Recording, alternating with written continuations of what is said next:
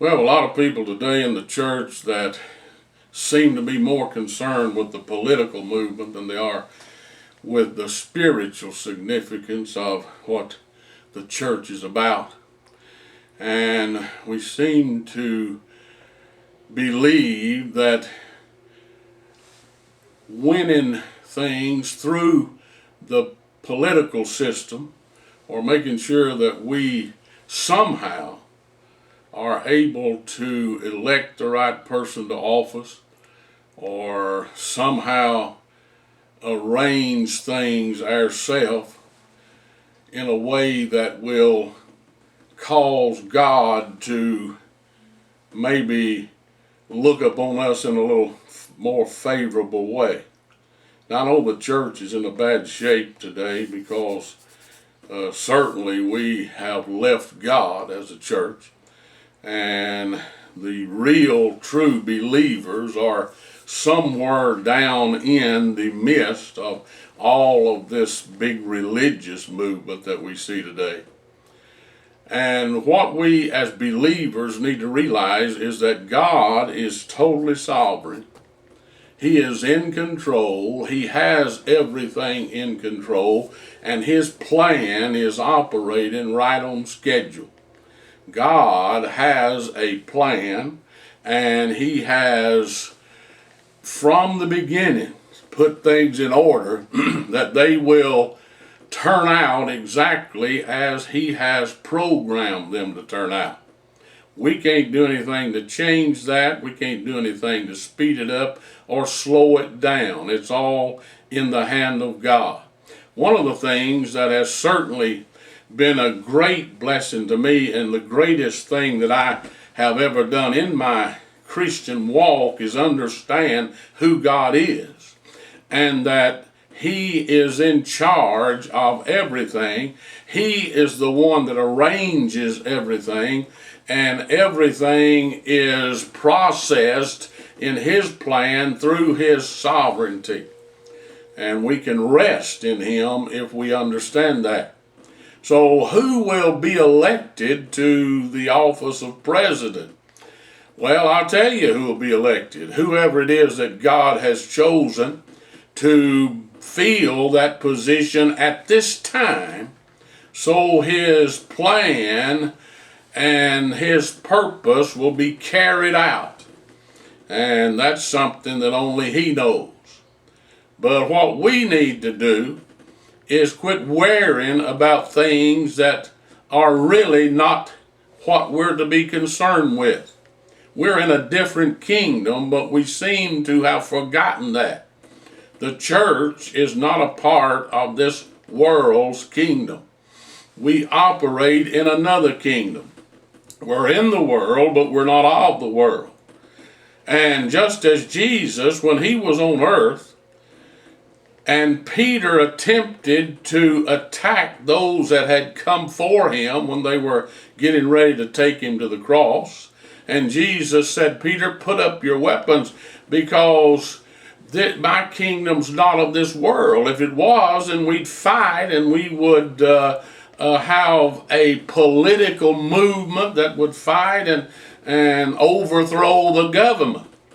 But it seems like today we've got the ideal that we are somehow to win through this earthly kingdom by attacking and overthrowing governments. And folks, understand who our enemy is. Our enemy is not flesh and blood, but principalities, powers, spiritual wickedness. It is spiritual, not carnal. He also tells us that the weapons of our warfare are not carnal. We're not in a carnal battle, we're in a spiritual battle. And the attack that we are under is with error and truth. So we need to quit trying to think that somehow if we get enough weapons, we can protect ourselves from those that come against us. I'm not concerned with that. I'm concerned only with the fact that God is in control. I can rest in Him. I know that whatever He has in the works, whatever he has planned from the beginning, it will be carried out. And I know that he's in control of my life and my future, my destiny, as well as he's in control of what goes on in the world. So we must understand that all of the kingdoms of this world are under the ruler of the world, which is Satan. And God allows him to operate and bring to pass those things that God has already ordained that would come to pass.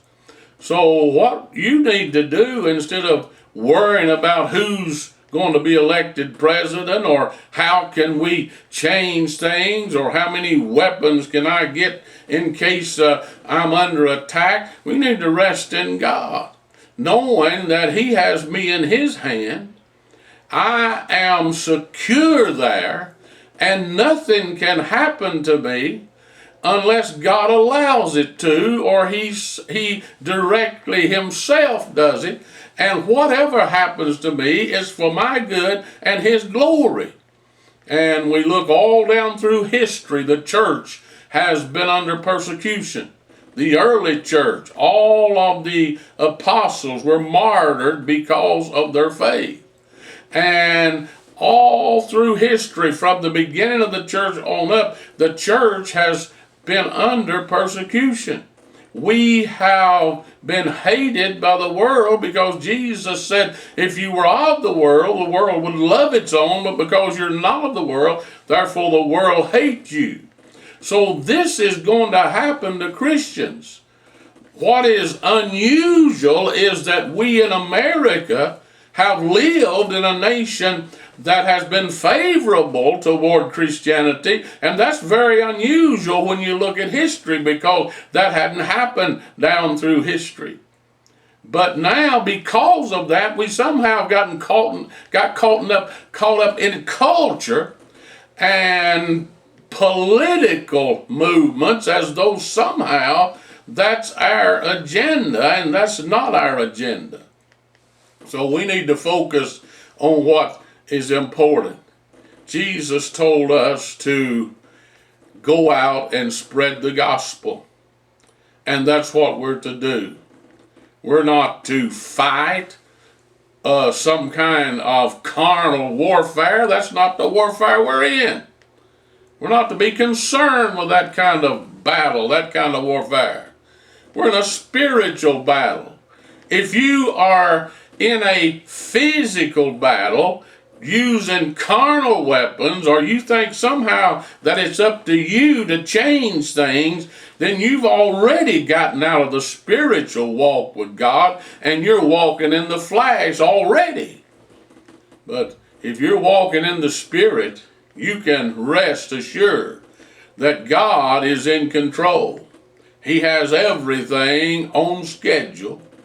We can rest in him because nothing's going to happen to me that he has not allowed, and if it does happen, it'll be for my good and his glory. We have everything in Christ because we are in Christ. Everything we'll ever need, we have in him. And that means whatever situation I'm in, whatever circumstance I'm in, whatever I'm having to go through, I will find everything I need in Christ because I'm in him. And whatever situation I face, I will have grace to go through that, and God's grace will be abundant when I need his grace to be abundant. So I can rest in him. You say, preacher, don't you worry? No, I don't really ever worry about anything, because I know everything's up to God. As long as I'm walking with him, I don't have anything to worry about because he's in control. If you ever get that, then you can rest because he is in control. But learn this, the battle's not ours, it's the Lord's. And the battle is not carnal, it's spiritual. Our weapons are not of this world, carnal weapons, they're spiritual weapons. We have the armor of God. We have prayer. And the battle that we face every day is in the mind with truth and error. And that's where we need to focus, because the church has accepted error, and now we in the world as the church do not even resemble the church that Jesus born in Acts 2 and the early church. We have no resemblance of that. And today, the church has become just like the culture. So what we need to do as believers is quit trying to change society through politics, quit worrying about how many guns I can have and in case somebody attacks me, and realize that we belong to God, the creator of this thing, the sustainer of this thing, the one that's coming back one day and set up his own kingdom and has me in his hand, and I'm protected there until he gets through with me. And when he's finished with me, however I go out is his business, because at that time he will give me grace to endure whatever I face. So, dear believer, quit listening to all of these folks, even if they claim to be preachers, that want to pull you into politics, want to pull you into these carnal wars and things like that you have no business being in, and just rest in the Lord, because he has you and he'll keep you. God bless you.